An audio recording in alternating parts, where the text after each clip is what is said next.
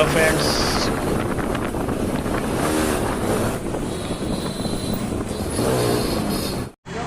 Friends, আমি তাজরিয়ান শাকিল। আমরা আজকে একটা ছোট একটু রাইড দিব মিরপুর 60 ফিট।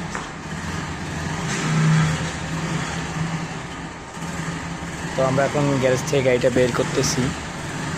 গ্যারেজ থেকে গাড়িটা বের করে আমরা 60 ফিটের দিকে রওনা হব।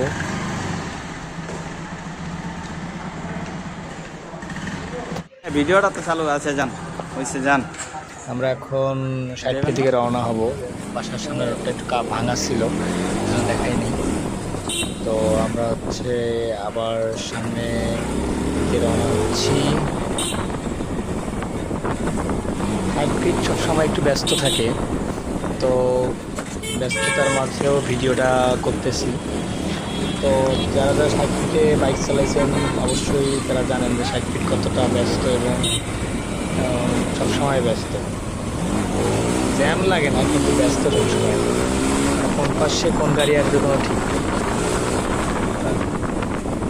আর অটো রিক্সাগুলো সব থেকে বেশি ভেজাল করে 60 ফিটে, আপনার সব থেকে বেশি ভেজাল করবে আপনার অটো রিক্সা। এই যেমনি যান, অটো রিক্সা আপনার সামনে থাকবেই, আর অটো রিক্সার জন্যই আপনি গাড়ি চালাইতে আপনার অসুবিধা হবে। তাই জোরে না চালিয়ে দেখে শুনে চালালেই হবে। আর অটো রিক্সা তো সবসময় ঝামেলা করবে, স্বাভাবিক। তার পিছনে দেখতে পারেন, পিছনে কি আসে না আসে কিছুই দেখতে পারেন।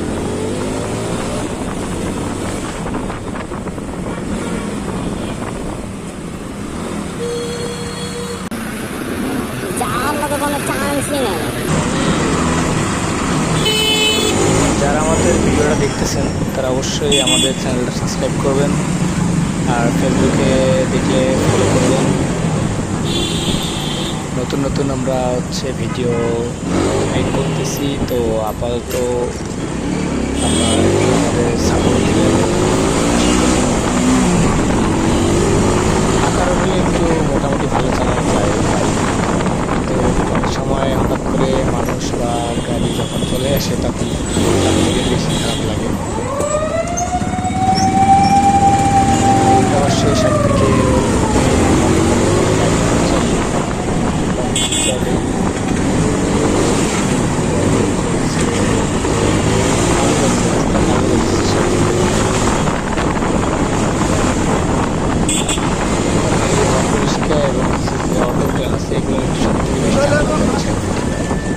সব থেকে বেশি। আর লেগুনা তো আগে মনে করেন ছিল, এখন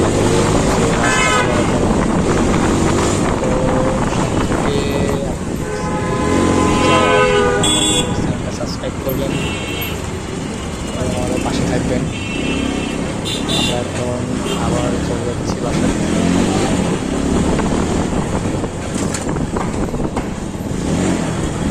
বাসা রোডটাও কাটছে, সব দিক ভালো করার পরে এখন এইদিকে আমরা যেখানে থাকি সেখানে সে রোডটা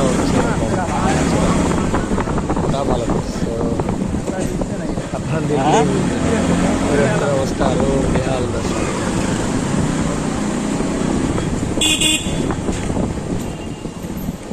তোমার সরব মামা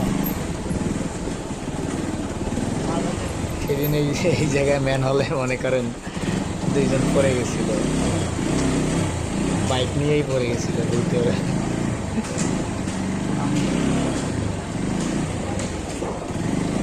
এই কাজটা 2-1 এর মধ্যেই শেষ হয়ে যাবে, তারপর এই রোডটাও সুন্দর হয়ে যাবে।